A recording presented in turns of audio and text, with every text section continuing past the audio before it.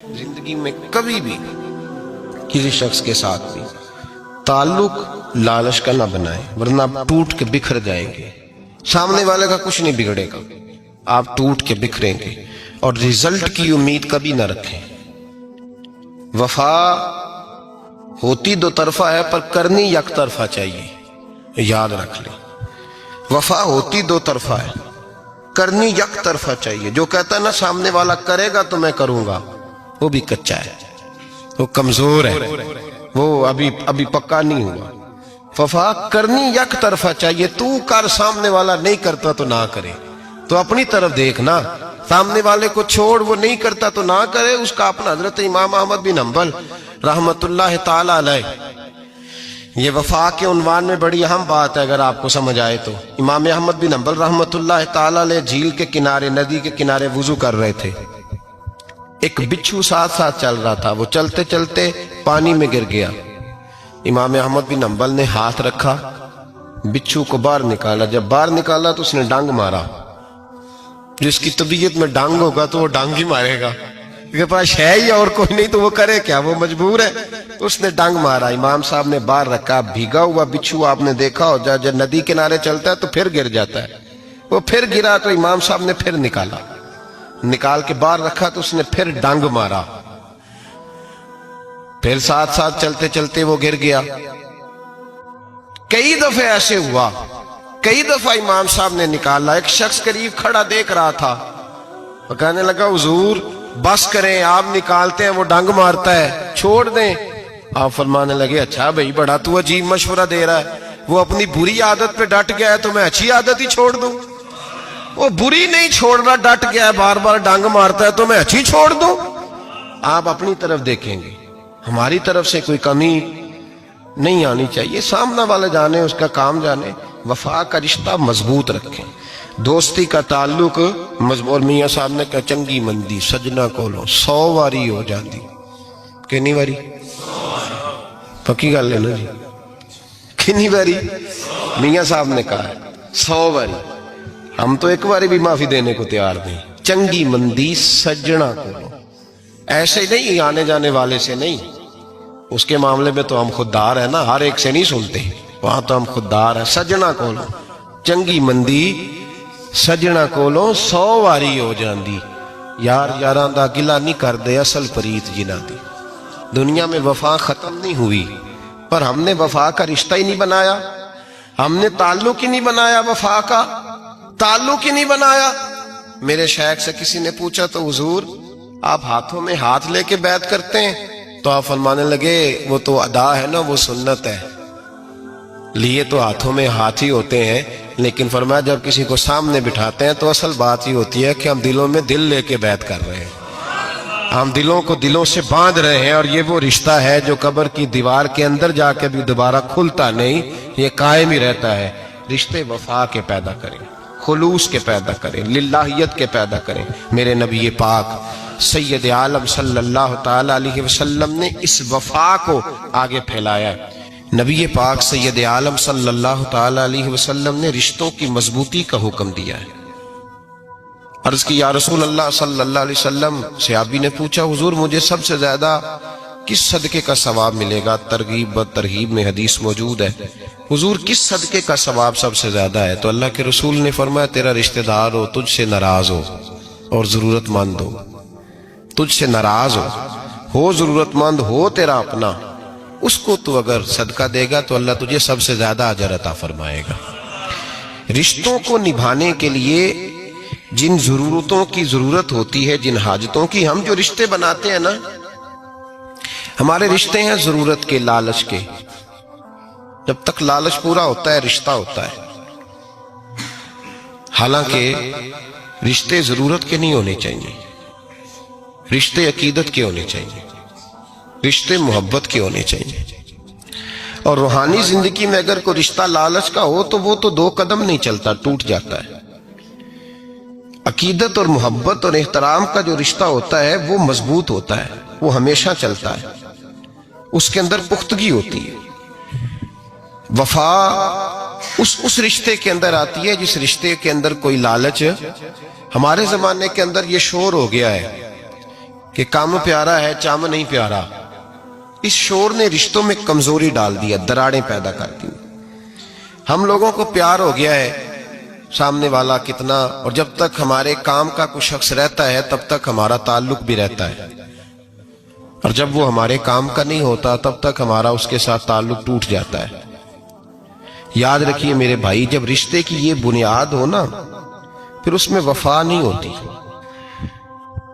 پھر اس میں وفا، آپ کہتے ہیں سامنے والا وفا نہیں کر رہا، تو بھائی وفا کی بنیاد ہی نہیں تھی یہ رشتہ، یہ بنیاد نہیں تھا وفا کی، وفا کی بنیاد نہیں۔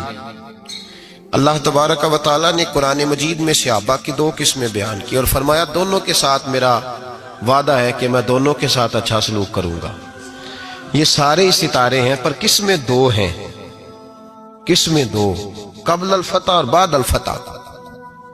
ایک قسم وہ ہے جو فتح مکہ سے پہلے کلمہ پڑھ کے مسلمان ہوئی، ان لوگوں کی درجہ اللہ کی بارگاہ میں زیادہ ہے۔ جو فتح مکہ کے بعد مسلمان ہوئے، اگرچہ وعدہ ان کے ساتھ بھی رب کریم کا ہے، سارے ستارے ہیں، سارے عظمت والے ہیں، لیکن چونکہ فتح کے بعد آئے تو ان کا وہ والا درجہ، ان کا درجہ زیادہ ہے جنہوں نے اسلام کی غربتوں سے پیار کیا، جنہوں نے بھوک سے پیار کیا، جنہوں نے بدر کی تنہائیوں سے پیار کیا، جنہوں نے احد کے پتھروں سے پیار کیا، ان کا درجہ شریعت میں زیادہ ہے۔ اگر آپ تعلق رکھتے ہیں نا، یاد رکھیں اتنی دیر کے جتنی دیر کام چلتا ہے، جتنی دیر ہمارا کسی دوست کے ساتھ تعلق ہے، تو یہ رشتہ کمزور ہے، اس میں وفا نہیں ہوگی اور کسی نہ کسی جگہ پہ ٹوٹ جائے گا، کسی نہ کسی جگہ پہ آ کے ختم ہو جائے گا۔ صوفیاء یہ کہتے ہیں کہ اولاد کے ساتھ بھی اس تمنا کا رشتہ نہ رکھو کہ وہ میری وفادار ہوگی اور میری وہ کل کو خدمت کرے، کمیٹی نہ ڈالو کہ یہ بچے ہیں تو بڑے ہوں گے تو میں آرام سے بیٹھوں گا تو میری پینشن لگ جائے گی، یہ روٹی کما کے لائیں گے، یہ تو کمیٹی ہے، اولاد تو نہ ہوئی، کمیٹی نہ ڈالو، چھوڑو اس چکر کو۔ اولاد فرما بردار اگر ہوگی تو اپنے فائدے کے لیے ہوگی۔ ہم نے اس سے یہ لالچ بھی، حضرت عبداللہ بن مبارک رحمت اللہ تعالی علیہ فرماتے ہیں لالچ کے رشتے ہیں دنیا کے، لالچ کے۔ آپ کے انتقال کا وقت آیا تو اماں بڑا رو رہی تھی، عبداللہ بن مبارک رحمت اللہ علیہ اپنی اماں سے کہنے لگے اماں تو کیوں روتی ہے، تیرے تو اور بھی بیٹے ہیں، تو کو میرے بعد لوارث تو نہیں ہو جائے گی، آخری وقت ہے، نزع کا عالم، اماں تو کیوں روتی ہے، اور بھی بیٹے ہیں۔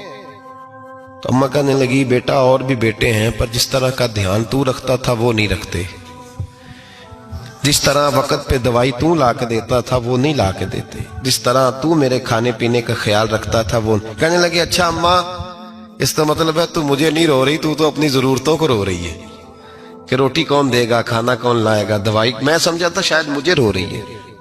بیوی سے پوچھا تو کیوں رو رہی ہے، تو کہنے لگی تیری وجہ سے میری بادشاہی تھی، تو موجود ہے تو خاندان میں، معاشرے میں میرا ایک وقار ہے، تیرے بعد تو بیوہ کی زندگی ہوگی۔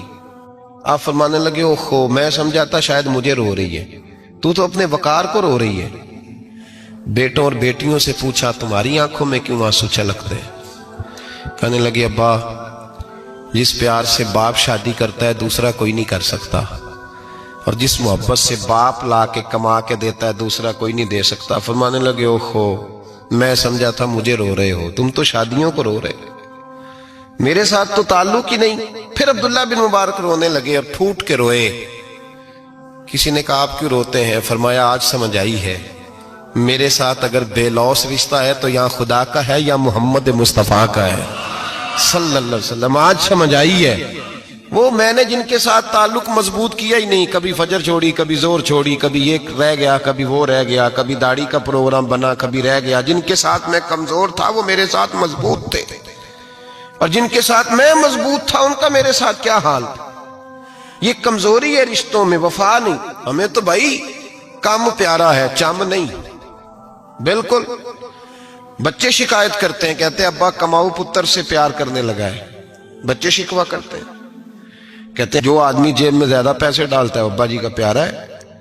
باپ شکوہ کرنے لگے ہیں، کہتے ہیں میں مالدار ہوتا تو میرے بچے بھی فرما بردار ہوتے۔ رشتوں کو روح کا رشتہ بنائیں، وفا کا رشتہ بنائیں، وفا کا۔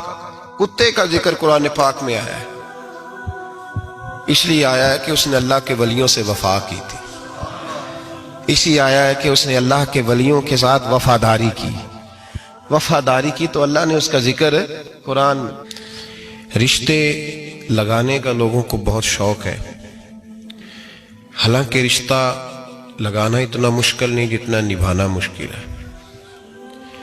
ہم ساری زندگی یہ ثابت کرنے کی کوشش کرتے رہتے ہیں کہ ہمارا جو فلاں آدمی سے تعلق ہے وہ بڑا مضبوط ہے. ہم یہ بتاتے رہتے ہیں کہ مجھے تجھ سے بڑا پیار، اور بتانا بھی چاہیے. نبی پاک صلی اللہ علیہ وسلم نے فرمایا جس سے محبت ہو اسے بتایا کرو کہ مجھے تجھ سے محبت ہے، تاکہ وہ بھی تم سے پیار کرے. یہ بتا دینا چاہیے، لیکن بتانے کا حکم ہے، ساری زندگی ثابت کرنے کا حکم نہیں. ہم ساری زندگی یہ ثابت کرتے رہتے ہیں کہ میں بڑا فرمانبردار ہوں آپ کا، میں بڑا تابعدار ہوں، میں آپ سے بڑی محبت کرتا ہوں. یہ ثابت کرتے رہتے ہیں. رشتے نبھانے سے بات بنتی ہے، ثابت کرنے سے بات نہیں بنتی. ایک تعلق کا پودا آپ نے لگایا زمین میں، چھوٹا سا پودا، اس کے سامنے کھڑے ہو کے آپ سارا دن کہتے رہیں کہ وہ پودے مجھے تجھ سے بڑی محبت ہے، میں تجھے بڑا چاہتا ہوں، میرا تیرے ساتھ بڑا رشتہ ہے، میرا تیرے ساتھ بڑا تعلق ہے. سارا دن پودے کو یہی کہتے رہے. اور چھوٹے سے پودے، مجھے تجھ سے بڑا پیار ہے، میں رات بھی تجھے خواب میں دیکھ رہا تھا، کل بھی مجھے تو یاد آ رہا تھا، پرسوں بھی مجھے تو یاد آ رہا تھا. تو اس سے وہ پودا پروان نہیں چڑھے گا. پروان چڑھانے کے لیے اسے پانی دینا ضروری ہے. پروان چڑھانے کے لیے اسے جڑی بوٹی سے بچانا ضروری ہے. اسے پروان چڑھانے کے لیے اس پودے کو دھوپ اور چھاؤں مناسب فراہم کرنا ضروری ہے. سارا دن ثابت کرنے سے پودا پروان نہیں چڑھے گا. میرے بھائی، رشتے بتانا چاہیے، ضروری ہے. نبی پاک صلی اللہ علیہ وسلم نے حکم دیا. ہم سارا دن ثابت کرتے رہتے ہیں، لیکن رشتے پروان چڑھانے کے لیے جس پانی کی ضرورت ہوتی ہے، جس دھوپ چھاؤں کی ضرورت ہوتی ہے، رشتوں کے بیچ جو جڑی بوٹی آ رہی ہوتی ہے اسے کاٹنے کی جو ضرورت ہوتی ہے، وہ کام ہم کرتے نہیں. ثابت کرنے سے رشتے مضبوط نہیں ہوتے. چاہے روزانہ آپ ملاقات کر کے ثابت کریں کہ مجھے پیار بہت زیادہ ہے، رشتے عمل کرنے سے مضبوط ہوتے ہیں. ایک بادشاہ تھا. بادشاہ جو ہوتے تھے ان کے اپنے اپنے مزاج ہوتے تھے. اس بادشاہ نے 4 5 6 کتے رکھے ہوئے تھے، اور کتے بڑے بڑے کتے تھے، اور بڑے وہ خون خار کتے تھے، چیر پھاڑ کھا جاتے تھے، شیر جتنے ان کے قد تھے. بادشاہ تھوڑا سا کسی آدمی سے ناراض ہوتا نا، تو ایک بہت بڑے پنجرے کے اندر ایک بہت بڑا سلاخوں کا گھر اس نے بنایا ہوا تھا.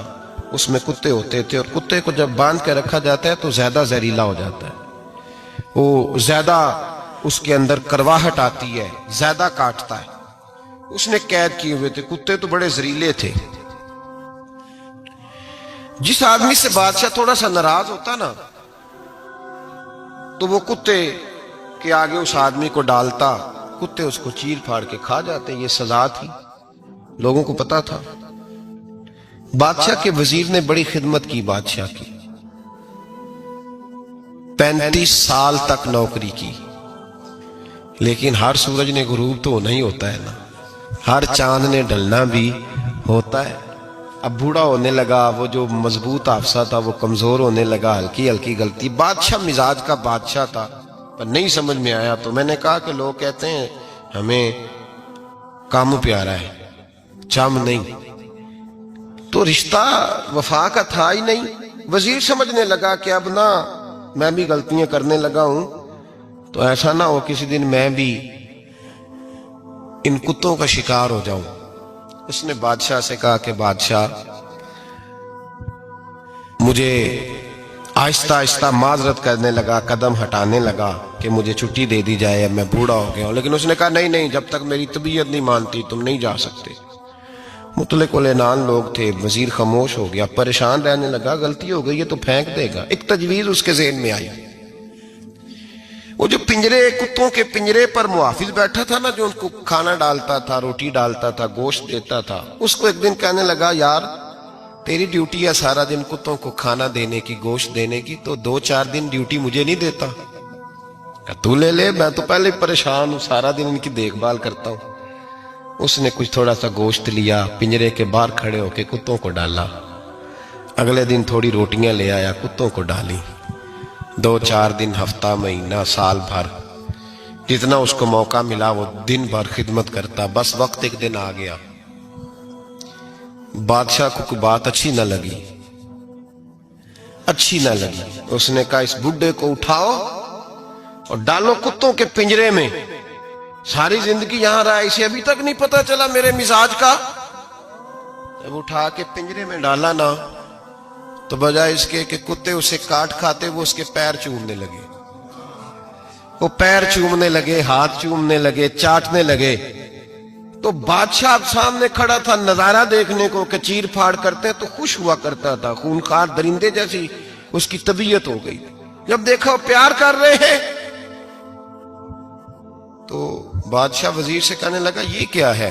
تو وزیر رو پڑا، کہنے لگا تو سیاستدان تھا تو میں بھی سیاستدان تھا، ساری زندگی سیاست کی لیکن دنیا داروں کے ساتھ رہا، تو انجام یہ ہوا کہ مجھے اس پنجرے میں ڈال دیا گیا۔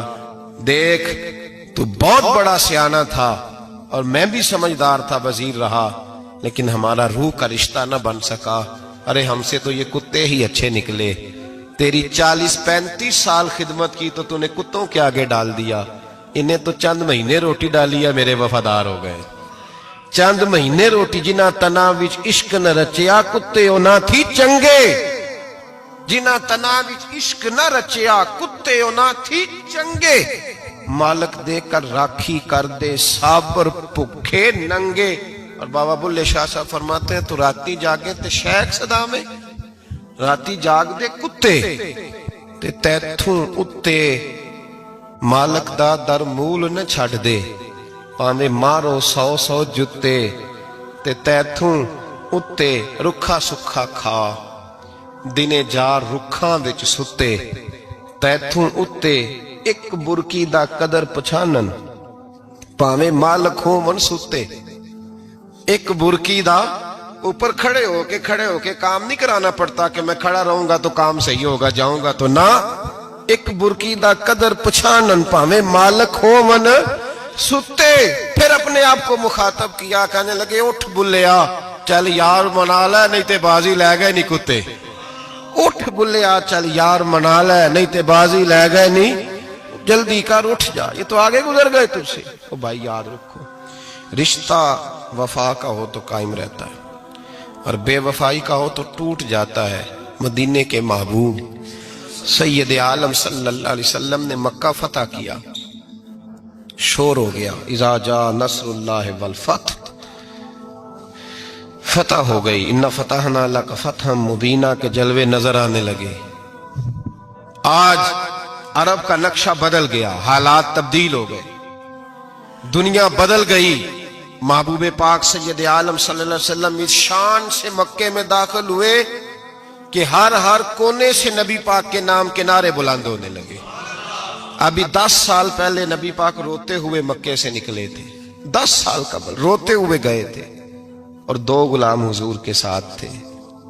آج اسی مکے میں حضور آئے ہیں تو لگتا ہے پہاڑ اور پتھر بھی میرے رسول کے نعرے لگا رہے ہیں۔ تو ایک عروج ہو گیا، حالات ایک نیا رخ اختیار کر گئے، اور مکہ مکرمہ کے اندر اللہ تبارک اب تو احاطہ بڑا ہو گیا ہے، مطاف بہت بڑا ہو گیا ہے، حرم شریف کی مسجد کو وسعت دے دی گئی ہے، لاکھوں لوگ آ سکتے۔ اس وقت جب 10,000 لوگ آئے نا تو سیرت نگار کہتے ہیں یوں لگا جیسے درختوں پہ بھی لوگ چڑھے ہوئے، پہاڑوں پہ بھی لوگ ہیں، اتنا مجمع تھا۔ کہاں 2-3 لوگ اور کہاں ہزاروں کا اجتماع۔ میرے نبی پاک صلی اللہ علیہ وسلم نے طواف کیا اونٹنی پہ بیٹھ کے کعبے کا، پھر میرے محبوب تشریف لائے اور حضور نے خانہ کعبہ کا دروازہ کھولا، پھر میرے نبی پاک نے بت توڑے، پھر میرے محبوب نے خانہ کعبہ کے دروازے میں کھڑے ہو کے خطبہ ارشاد فرمایا، پھر میرے رسول پاک صلی اللہ علیہ وسلم کے جلوے زمانے نے دیکھے۔ ان سارے حالات میں دنیا نے ایک وفا کا عجیب منظر دیکھا کہ اس موسم بہار میں نہ تو آواز حضرت ابو بکر کے نام کی بلند ہوئی، نہ عمر فاروق اور نہ مولا علی کے نام کی بلند ہوئی۔ اس مجمع عام میں محبوب پاک کی آواز گونجی تو رب کریم کے حبیب نے فرمایا اینا بلال، میرا بلال کہاں ہے، میرا بلال کہاں ہے، اس کو بلاؤ نا، کدھر ہے بلال؟ عجیب رنگ وفا دیکھا نا لوگوں نے، یہ وفا، فرمایا بلال کدھر ہے؟ حضرت بلال ہاتھ باندھے سب سے پیچھے، وہ شہرت سے بچنے والا پیچھے پیچھے رہتا ہے، جی چاہتا ہے ساری غزلیں اس ظالم کے نام کروں۔ پیچھے تھے حضرت بلال رضی اللہ تعالیٰ عنہ، دوڑے حضور میں حاضر ہوں، فرمایا ادھر آ یار، کعبے کی چھت پہ تو چڑھ ذرا، آذان تو سنا۔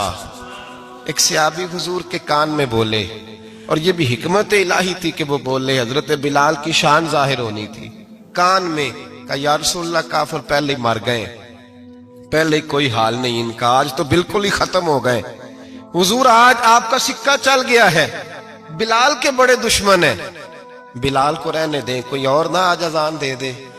کان میں بات کہی تھی، چاہیے تھا جواب بھی کان میں آتا، پر معصوم آمنہ فخر آدم و بنی آدم وفا کا خطبہ پڑھنے لگے، وفا کا خطبہ شروع ہوا۔ میرے حبیب علیہ السلام نے فرمایا، کان میں بات کی تھی حضور، کان میں جواب دیتے، لیکن حضور نے فرمایا چپ کر یار، تو نے عجیب بات چھیڑ دی ہے، جب مکے میں پتھر کھانے ہوں تو بلال، اور جب بدر میں تلواریں چمکے تو بلال، احد میں پتھر برسے تو بلال، اور گلے میں کس کے رسی باندھ کے سے مکے کی گلیوں میں گھسیٹا جائے تو بلال محمد محمد کہے، اور آج اللہ عزتیں دے تو کسی اور کو چڑھاؤں، فرمایا چپ کر کے سارے نیچے کھڑے رہو۔ آج کعبے کی چھت پہ بلال کھڑا ہوگا تو میں دنیا کو بتاؤں گا وفا کس چیز کا نام ہوا کرتا، بلال ہی چڑھے گا کعبے کی چھت پہ۔ کس نے ذروں کو اٹھایا اور صحرا کر دیا، یہ کس نے قطروں کو ملایا اور دریا کر دیا، اور کس کی حکمت نے یتیموں کو کیا در یتیم، اور غلاموں کو دنیا بھر کا مولا کر دیا۔ بھائی یاد رکھو، رشتہ جو وفا کا ہوتا ہے نا، اس کا بڑا رنگ ہوتا ہے، اس کا بڑا انداز ہوتا ہے، اس کے بڑے طریقے ہوتے ہیں۔ اگر حضرت حلیمہ غربتوں کے عالم میں میرے مصطفیٰ کو لے کے گئی تھی نا، تو معصوم آمنہ نے بھی تو سبق بڑا نرالا دیا نا امت کو۔ حضرت حلیمہ جب لے کے گئی تھی تو تب تو 3 لوگ تھے نا، کوئی دیکھنے والا نہیں تھا، 3-4 لوگوں میں لے کے گئی تھی۔ حلیمہ کہتی ہے جب میں نے رنگ دیکھا تو میں نے نرالا دیکھا ہے، مسجد بھری ہوئی تھی غلاموں سے، اور کریم رسول منبر پہ بیٹھے تھے، سادی سی بی بی جس کے لیے کبھی کوئی اٹھ کے کھڑا نہیں ہوا تھا، کوئی بھی، لباس بھی پرانا اور میلا تھا، کہتی ہیں جب میں نے مسجد میں قدم رکھا تو وہ والے نعرے لگے جو فرشتوں نے بھی دروازے کھول کھول کے دیکھے کہ کسی کے نعرے لگ رہے ہیں۔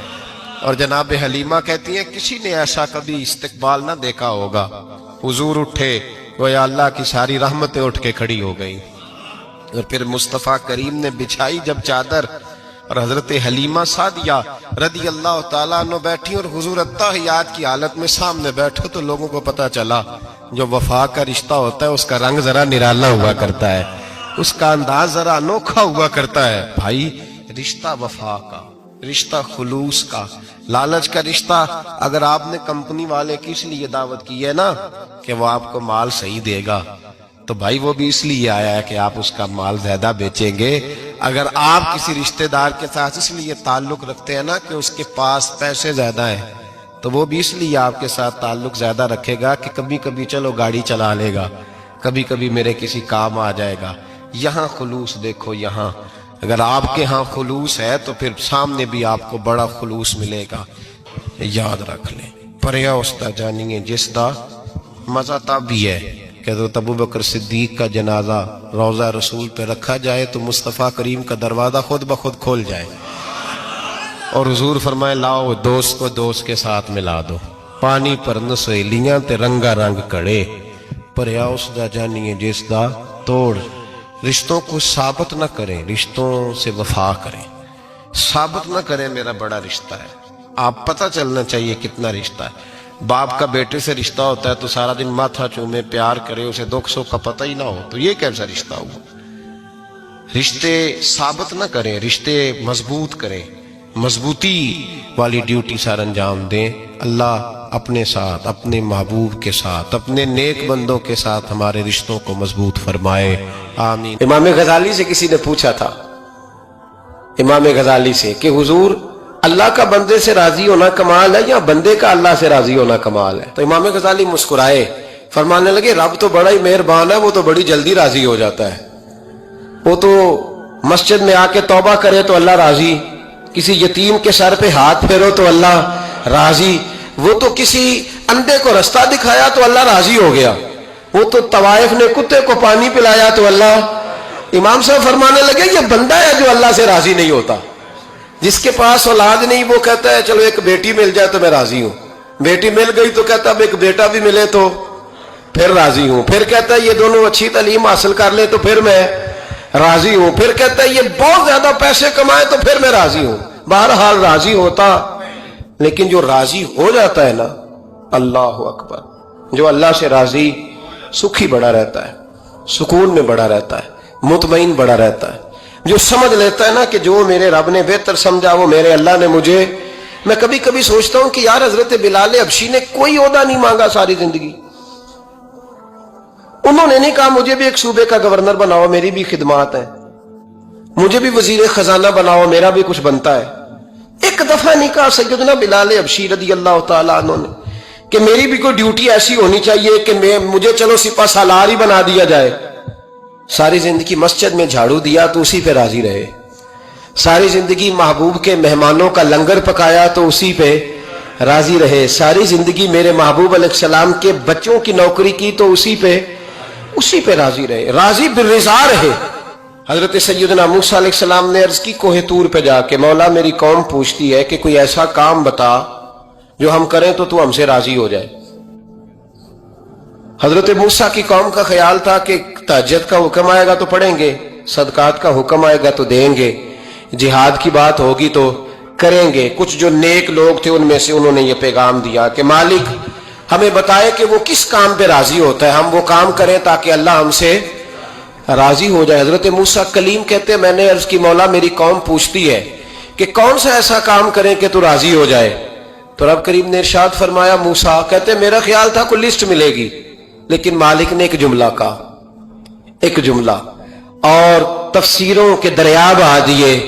عرش کے مالک نے فرمایا موسیٰ ان سے کہو جا کے کہ وہ مجھ سے راضی ہو جائے میں ان سے راضی ہو جاؤں گا، مجھ سے راضی ہو جائے۔ بندے اللہ سے راضی ہی نہیں راضی ہوتے، اللہ کی رضا پہ راضی رہیں، مالک کے فیصلوں میں اپنے دل میں کوئی بوجھ محسوس نہ کریں، اپنی زندگی اللہ کے فیصلوں۔ دیکھیں نا جو ماں باپ اللہ نے بڑے اچھے سمجھے وہ ہمارے لیے پسند کیے، وہ اللہ نے ہمارے لیے، جو اس نے ہمارے حق میں بڑے، جو بہن بھائی، اللہ کرے آپ کو سمجھ آئے، جو بہن بھائی اس نے ہمارے حق میں بڑے اچھے سمجھے وہی بہن بھائی اس نے ہمیں عطا کیے۔ جس بیوی کو اس نے ہمارے گھر کے گلشن میں بہتر سمجھا اس کو لا کے اس نے ہمارے آنگن میں بٹھایا، اور جو اولاد اس نے ہمارے لیے باعث افتخار سمجھی وہ اولاد اس نے ہمیں عطا فرمائی۔ حضرت نوح علیہ السلام کا بیٹا کافر ہو گیا، پر کسی جگہ انہوں نے شکوہ نہیں کیا کہ مالک یہ کافر کیوں ہوا،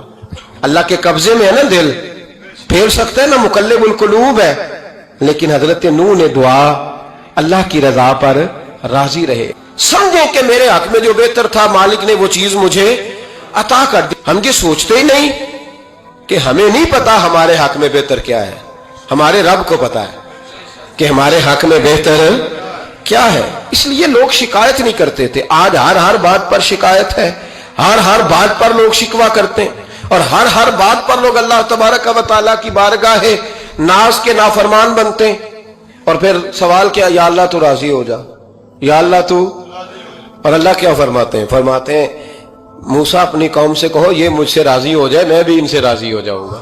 حضرت رابعہ بصری رحمت اللہ تعالی علیہ نا طبقہ صوفیاء میں ایک بڑی منفرد حیثیت رکھتی ہیں، علیحدہ ایک مقام ہے، اور ان کی زندگی بتاتی ہے کہ اللہ کی معرفت اور رب تبارک و تعالیٰ کا قرب صرف مرد کے لیے خاص نہیں، اگر عورت بھی توجہ کرے تو اللہ اسے بھی خزانے کھول کے عطا فرماتا ہے، اسے بھی اللہ خزانے کھول۔ حضرت رابعہ بصری اکثر نہ اولیاء اللہ کی مجالس میں جا کے بیٹھتی تھیں، بیٹھتی پردے کے اندر تھیں لیکن بیٹھا کرتی تھیں۔ حضرت رابعہ بصری بیٹھی تھی، حضرت سفیان ثوری بہت بڑا نام ہے، یہ وہ شخصیت ہے کہ جب جایا کرتے تھے تو اولیاء اللہ کھڑے ہو کے ان کا استقبال کرتے تھے. بغداد میں اتنا بڑا درجہ تھا ان کا. حضرت جعفر بن سلیمان بھی بیٹھے تھے, سفیان ثوری بھی بیٹھے تھے. تو حضرت سفیان ثوری دعا مانگنے لگے. جناب رابعہ بصری پردے کے اندر بیٹھی ہوئی تھی, دعا مانگنے لگے, اے اللہ مجھ سے راضی ہو جا, اے اللہ مجھ سے راضی ہو جا, اے اللہ مجھ سے.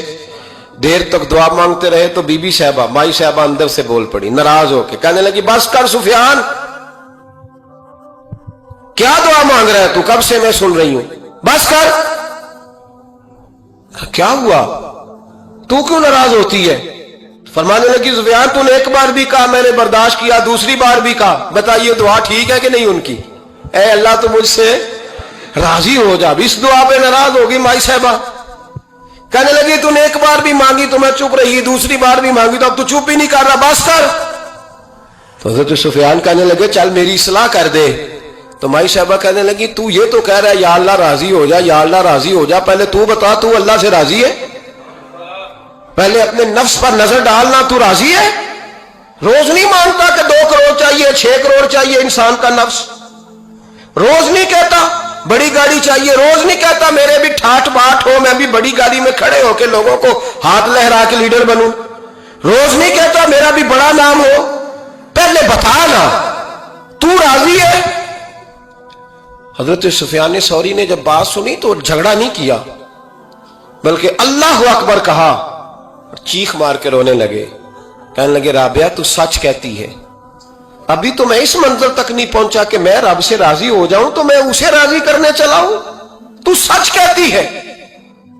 قریب ہی حضرت جعفر بن سلیمان بیٹھے تھے, وہ بی بی رابعہ کے پاس گئے, کہنے لگے مائی صاحبہ مجھے تو بتا دے آخر بندہ اللہ سے راضی ہوتا کب ہے, یہ منزل شروع کب ہوتی ہے؟ تو آپ فرمانے لگے اس وقت کہ بندے کا جو حال نعمت ملنے پہ ہوتا ہے نا, جب وہی حال اس کا مصیبت آنے پہ ہو تو پھر سمجھو وہ اپنے رب سے راضی ہو گیا. پھر وہ اپنے رب سے, یہاں لوگ راضی نہیں ہیں, نہ شریعت کے حکم پر راضی ہیں معاذ اللہ, نہ دین کے آنے پر راضی ہیں, نہ نفاذ شریعت پر راضی ہیں. میں درجنوں بار کہہ چکا ہوں کہ جب کسی آدمی کے پاس لاکھوں روپیہ ہوتا ہے تو کسی پیر کے پاس نہیں جاتا کہ حضرت صاحب بڑے پیسے ہیں بتائیں شکر کیسے ادا کروں. لیکن جب ذرا دقت آتی ہے, حالات خراب ہوتے ہیں, تو ہر پیر کا دروازہ کھٹکھٹاتا ہے, کہتا ہے کوئی تویز دے دے. تو بتا جب تیرا دین کے ساتھ صرف تکلیف کا رشتہ ہے, تو راضی بالرضا کب ہوگا؟ کب تو راضی ہوگا اپنے رب کے معاملات میں؟ کب تو راضی ہوگا؟ کئی دفعہ طبیعت میں تکلیف ہوتی ہے, وہ حضرت صاحب حالات بڑے خراب ہوئے, پہلے آپ نے تعویذ دیا تھا تو صحیح ہو گیا, پھر خراب ہے میں دوبارہ آ گیا. تو دل کرتا ہے ان سے کہنے سے کہ یار ہمارے ساتھ تمہارا رشتہ خراب حالاتوں کا ہی ہے, کبھی صحیح حالاتوں میں بھی آؤ نا, بڑے خوش حالات میں بھی آؤ کہ اب حالات بڑے اچھے ہیں, ہم حاضر ہیں, کوئی حکم کریں. خدا را راضی بالرضا رہنا سیکھے. انس بن مالک رضی اللہ تعالیٰ عنہ کہتے ہیں 10 سال حضور کی بارگاہ میں رہا, 10 سال, اور 10 سال میں نے حضور کے گھر میں نوکری کی. کہتے ہیں نبی پاک نے کبھی مجھے اف تک نہیں کہا. ہمارا اپنا بچہ جو ہوتا ہے نا بیٹا, اور 10 دنوں میں شاید سینکڑوں دفعہ سن لے یہ کیا کیا ہے وہ کیا. کہتے 10 سال حضور نے مجھے, کہتے میں نے ایک دن بڑا نقصان کر دیا, کوئی بڑی چیز مجھ سے ٹوٹ گئی, بڑا نقصان ہو گیا. تو فرماتے ہیں کہ نبی پاک صلی اللہ علیہ وسلم کی ایک زوجہ محترمہ مجھ پر جلال کرنے لگی, اور ان کا جلال بالکل بجا تھا, ان کا غصہ بالکل ٹھیک تھا, اس لیے کہ میں نے واقعی بڑا نقصان کیا تھا. کہتے ہیں وہ جب جلال کرنے لگی نا تو محبوب تشریف لائے. کیا ہوا؟ کہا یا رسول اللہ یہ دیکھیں اس نے کتنی بڑی چیز توڑ دی. تو کہتے ہیں اب میرا خیال تھا کہ یہاں سے بھی مجھے ڈانٹ پڑنی ہے اور پڑنی چاہیے بھی, اس لیے کہ میں نے آج بڑا نقصان کیا ہے. لیکن کہتے ہیں محبوب میرے قریب آئے اور میرے کندھے پہ ہاتھ رکھا. زوجہ جلال میں تھی تو محبوب نے کیا خوبصورت جملہ کہا, ساری سوچ ہی بدلتی. فرمانے لگے اس کو نہ ڈانٹ, اس چیز کا ٹوٹنا میرے رب کی رضا تھی تو ٹھیک ٹوٹ گئی ہے, یہ میرے رب کی رضا تھی تو یہ چیز اب یہ غریب ہے اس کا دل نہ توڑ, وہ ٹوٹ گیا, وہ جو ہونا تھا سو ہو گیا, اب چھوڑ, یہ میرے اللہ کی اس چیز کا اتنی دیر رہنا ہی ہمارے حق میں بہتر تھا, تو ٹوٹ گئی تو ختم. کہتے بڑا جلال تھا محبوب کی زوجہ کو, لیکن انہوں نے جب بات سنی تو پھر مصطفیٰ کریم کا گھرانہ, پھر حضور کی ازواج پاک, मोमिनों की माएँ कहते हैं उसी वक्त वो बैठी और उन्होंने मेरी तरफ बड़ी शफकत की नजरों से देखा और उनके गुस्से को मैंने प्यार में बदलते देखा। भाई याद रखो, अल्लाह की रजा। फिर उस वक्त 2-4 लाख के लिए लोगों को हार्ट अटैक नहीं होता, फिर 20-25 हजार के लिए ब्लड प्रेशर अप डाउन नहीं होता जब बंदा अल्लाह की रजा पे राजी रहने लगता है। फिर छोटी छोटी बातें उसके लिए सुहाने रूह नहीं बनती, फिर जरा जरा सी बात उसे तकलीफ नहीं देती। जब वो अल्लाह ताला की रजा पर राजी होने का आदी हो जाता है तो फिर ये चीजें उसके लिए बायस आजमाइश। बनी इसराइल में एक शख्स था, इमाम गजाली रहमतुल्लाह अलैह फरमाते हैं उसका दिल चाहा कि पता तो करूं जन्नत में मेरा पड़ोसी कौन होगा। तो उसको ख्वाब में बताया गया कि फलां बिन फलां तेरा जन्नत में पड़ोसी है। अब ये बड़ा आबिद था, जाहिद था, इबादत गुजार था, परहेजगार था, बड़ा नेक था, बड़ा परहेजगार। ये सफर करके उसके पास गया, उसको जाके कहने लगा मैं तेरा मेहमान ना बन जाऊं, 2-3 दिन का बन जाओ। कहते मैं 3 दिन उसके साथ रहा, मैं उससे ज्यादा नवाफल पढ़ता था, ज्यादा सदका तो खैरात करता था, ज्यादा इबादत करता था, वो तो मेरे मुकाबले में कुछ भी नहीं। 3 दिन के बाद मैं आने लगा तो मैंने उसको कहा यार मैं एक मकसद के लिए आया था तेरे पास। उसने कहा बताइए। मैंने कहा कि मेरा आने का मकसद यह था कि मैं देखूं तू कौन सी ऐसी इबादत करता है कि जन्नत में तू मेरा पड़ोसी बनेगा। लेकिन तेरी इबादत रियाजत में तकब्बुर नहीं करता, लेकिन मैंने कोई खास चीज देखी नहीं, कोई खास बात है तो मुझे बता दे। तो बंदा कहने लगा कोई खास बात नहीं, हाँ एक छोटी सी आदत है मेरे अंदर, छोटी सी आदत। बड़े लोग कभी भी अपनी बातों को बड़ा नहीं समझते। क्या एक छोटी सी आदत है, का वो कौन सी? तो वो कहने लगा अगर शदीद गर्मी हो ना तो मैंने अपने रब से कभी सर्दी नहीं मांगी, और कभी बर्फ जमी हो ना गलियों में तो मैंने अपने रब से कभी गर्मी नहीं मांगी। मैं समझता हूं मेरा रब मुझे देता ही वो है जो मेरे हक में बड़ा बेहतर होता है। ये एक मेरी छोटी सी आदत है कि कड़ाके की धूप में मैंने कभी मालिक से साये का सवाल नहीं किया, और अगर तेज बारिश हो रही हो तो मैंने कभी ये नहीं कहा कि बारिश नहीं होनी चाहिए थी, क्या बनेगा फलां चीज का। मैं समझता हूं जो बेहतर था अल्लाह ने वही दे दिया है, तो मैं मुतमईन रहता हूं। तो वाबिद वो नेक आदमी वो अल्लाह के वली कहने लगे इसे छोटी सी आदत ना बता, तेरी ये वो आदत है जिसकी वजह से रब तुझसे राजी हो गया है, अल्लाह तुझसे राजी है तेरी इस आदत की बिना पर। जब हमारे मिजाज में ये चीजें आ जाएंगी ना कि जो मेरे हक में बेहतर था मालिक ने मुझे वो दे दिया है, फिर हम हर जगह बैठने की तमन्ना नहीं करेंगे, फिर सामने वाले से हम हसद नहीं करेंगे, फिर हम ये नहीं चाहेंगे कि अल्लाह करे वो मर जाए और उसकी हर चीज मुझे मिल जाए। फिर हमारा मिजाज, फिर हमारी तबीयत ये नहीं रहे। मेरे नबी पाक सल्लल्लाहु ताला अलैहि वसल्लम ने फरमाया कि क़यामत के दिन मेरी उम्मत का एक गिरोह ऐसा होगा जिसे अल्लाह तबारक व तआला इस तरह जन्नत में पहुंचा देगा जैसे कोई बंदा उड़ के जन्नत में चला जाता है। वो जब जन्नत में पहुंचेंगे ना तो फरिश्ते उनसे पूछेंगे तुमने हिसाब दिया? कहेंगे हमें तो पता ही नहीं हिसाब क्या है। पुल से रात से गुजरे? कहेंगे खबर ही नहीं पुल से रात कहां है। तो यहां कैसे आ गए? कहेंगे अल्लाह के फजल से, अल्लाह के फजल से। तो कहा बताओ तो सही तुम्हारी नेकी क्या थी? तो कहेंगे 2 बातें थी, एक तो हम अल्लाह के हलाल को हलाल जानते थे, रब के हराम को हराम जानते थे, और दूसरा यह था कि हम अल्लाह के हर फैसले पे राजी रहते थे, अल्लाह के हर फैसले पे। तो जो रब करीम की रजा पे राजी रहे फिर उसे किसी हिसाब किताब का सामना नहीं करना पड़ेगा, फिर उसे पुल से रात की दुश्वार गुजार घाटियों का सामना नहीं करना पड़ेगा। शर्त यह है कि वो अल्लाह की रजा पे राजी रहे, वो अल्लाह के फैसले को बसीरो चश्म माने, वो आजिज़ी और इनकिसारी के साथ गर्दन झुका दे, अपने मालिक के फैसलों पर झुका दे। अल्लाह ने हजरत इब्राहिम को औलाद नहीं दी, फिर जमाने के बाद दी, फिर देने के बाद कहा कि जाओ वादी ये गैर ज़ीज़र इनमें छोड़ के आओ। सख्त गर्मियां हो जाए तो लोग बच्चों को स्कूल नहीं भेजते, छुट्टियों का ऐलान हो जाता है, लेकिन हजरत इब्राहिम छोड़ आए बच्चा। और बच्चा, एक तो बच्चा अल्लाह ताला रूटीन में देता है तो उसकी कदर व मंजिलत और होती है, और एक बंदा बड़ी दुआओं इल्तिजाओं ख्वाहिशात के बाद लेता है, उसकी कदर व मंजिलत। वो बच्चा जो बड़ी दुआओं के बाद लिया, का छोड़ आओ, कोई खाना नहीं, पानी नहीं, दाना नहीं, हजरत इब्राहिम छोड़ आए। 13 साल इकट्ठे रहने की इजाजत ना मिली, और जब इजाजत मिली तो कहा आप छुरी उठाओ और बेटे की गर्दन पे चला दो। आप इसको आसान काम समझते हैं? इतनी तस्लीम और रजा, हर फैसले पे राजी होना, हर फैसले पे। यहां हमारा हाल यह है कि 2 मिनट के लिए तकलीफ आती है तो लोग वावेला करते, शोर बचाते, कुफर बोलते।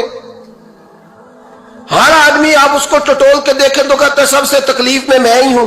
किस सूली पे लटके हुए हम? आखिर कौन सा मुआशरे का ऐसा दुख है जो सिर्फ हमारे पास ही आ गया? हर आदमी कहता है मुझे ना छेड़ना, सबसे ज्यादा गमगीन मैं ही हूं। भाई बता तो सही ना कि आखिर कौन सी ऐसी चीज है जो मालिक ने तुझे अता नहीं फरमाई। लेकिन हमारी आजमाइशें हैं, हमारे जुमले हैं, हमारी गुफ्तगू है कि उनसे शिकवा छलकता है, उनसे शिकायतें टूट टूट के नीचे गिरती हैं। इस्लाम के किसी भी हुक्म को तस्लीम कर लेना इस्लाम कहलाता है, और अल्लाह रसूल के किसी भी हुक्म को दिल से मान लेना ये ईमान कहलाता है। नबी पाक सल्लल्लाहु ताला अलैहि वसल्लम पर ईमान लाने का मतलब ये है कि हुजूर की हर बात को दिल से मान जाए, शरीयत की किसी बात को, दीन के किसी पहलू को अपनी तबीयत पर बोझ ना समझे कि ये हुक्म बड़ा सख्त है, ये जरा मुश्किल है, ये अगर इसमें गुंजाइश होती तो बड़ा अच्छा होता, माज़अल्लाह। किसी एक पहलू को भी, एक है अमल करना, वो बात दूसरी है, और एक है मान लेना, वो बात पहली है। अमल करने में सुस्ती हो जाती है, गफलत हो जाती है, इंसान कोताही करता है, वो बात दूसरी है। लेकिन शरीयत इस्लामिया के पहलुओं पर कजी महसूस करना, दिल में बोझ महसूस करना, नमाज का हुक्म है, 5 वक्त उठना पड़ता है, देखो जी माज़अल्लाह ताला सुम्मा माज़अल्लाह। कुछ लोग ये कहते हुए नजर आते हैं कि गर्मियों में तो नींद ही नहीं पूरी होती, फजर का वक्त हो जाता है। कुछ लोग ये महसूस माज़अल्लाह ताला इस किस्म की गुफ्तगू करते दिखाई देते हैं कि आप अंदाजा करें जी कोई काम सर्दियों में ढब से हो ही नहीं पाता, एक नमाज पढ़ो तो दूसरी का वक्त, दूसरी पढ़ो तो तीसरी का टाइम। ये बोझ महसूस कर रहे हैं लोग। जब ये बोझ रहता है तो फिर ईमान कामिल नहीं होता। जब आदमी राजी बिल रजा रहता है ना कि जो अल्लाह ने फैसला किया बेहतर ही किया है, जो नबी पाक अलैहिस्सलाम ने फरमाया है मेरे हक में बेहतर ही फरमाया है, तो फिर उस शख्स का ईमान मजबूत और कामिल और मुकम्मल होता है। नबी पाक सल्लल्लाहु ताला अलैहि वसल्लम की खिदमत में हजरत जुबैर बिन अवाम रज़ी अल्लाह ताला अन्हु और एक अंसारी सहाबी आए। अंसारी सहाबी, उनका आपस में झगड़ा था। झगड़ा क्या था? एक चश्मे से पानी आता था, पहाड़ से पानी नीचे गिरता था। एक चश्मा था पहाड़ से, तो उस चश्मे से लोग अपने खेतों को पानी देते थे। ये बुखारी की हदीस है। पहले बाग था हज़रत ज़ुबैर बिन अवाम का। हज़रत ज़ुबैर बिन अवाम रज़ियल्लाहु ताला अन्हु नबी पाक सल्लल्लाहु अलैहि वसल्लम की पुप्पी के बेटे और अशरा मुबशरा सहाबी हैं। उनके खेत पहले आते थे और उस अंसारी का बाग बाद में आता था। झगड़ा यह था कि हज़रत ज़ुबैर बिन अवाम कहते थे पानी खेत को पहले मैंने देना है, और वो अंसारी सहाबी कहते थे कि पानी पहले मैंने देना है। बात हुजूर की बारगाह तक चली गई। ये मसला दुनियावी था, दीनी। हमारे यहाँ लोग कहते हैं कि दीनी मसला मौलवी साहब बताएंगे, दुनियावी चौधरी साहब बताएंगे, वो दीन से अलहदा है। नबी पाक सल्लल्लाहु अलैहि वसल्लम की बारगाह में जब ये बात गई ना, तो हुजूर ने फरमाया भाई पहले खेत चूंकि जुबैर का है, होता है ना हमारे यहाँ पानी की बारियां होती हैं, तो जिस आदमी का खेत पहले है वो पानी पहले पिला ले अपने खेतों को, दूसरा बाद में पानी लगा ले। तो नबी पाक अलैहिस्सलाम ने फरमाया चूंकि जुबैर का खेत पहले है तो जुबैर पहले पानी लगा ले खेत को, और अंसारी का बाग चूंकि बाद में आता है, उसके खेत बाद में आते हैं, तो वो पानी बाद में लगा ले। अब वो अंसारी पर ये बात बोझ गुजरी, तो बेसमझी में, बेध्यानी में, जोश जज्बात में बड़ा सख्त जुमला कह गए। कहने लगे या रसूल अल्लाह सल्लल्लाहु अलैहि वसल्लम, जुबैर दरअसल आपकी फूफी के बेटे हैं ना,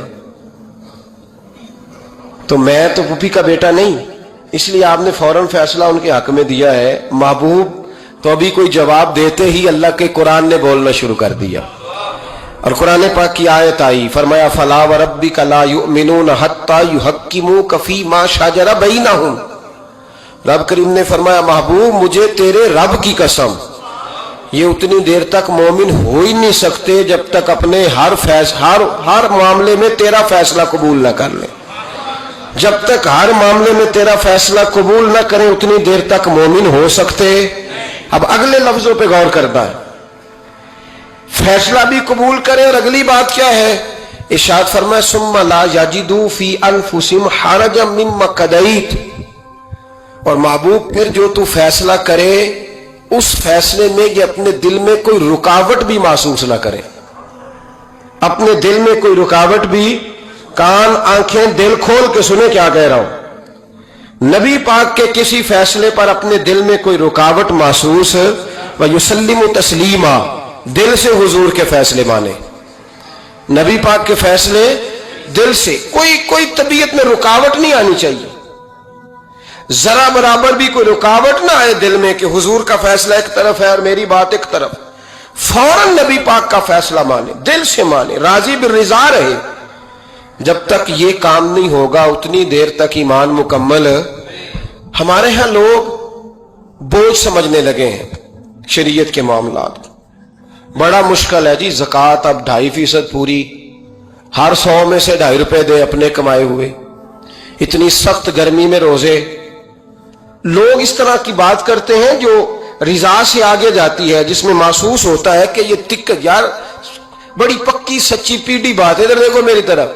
مجھے پتہ چل جائے نا کہ میرے ساتھ جو آدمی بیٹھا بڑا تنگ ہے تو میں اسے کہوں گا صاحب تو گھر جا, میں نہیں بوجھ بننا چاہتا تیرے اوپر, تو گھر جا.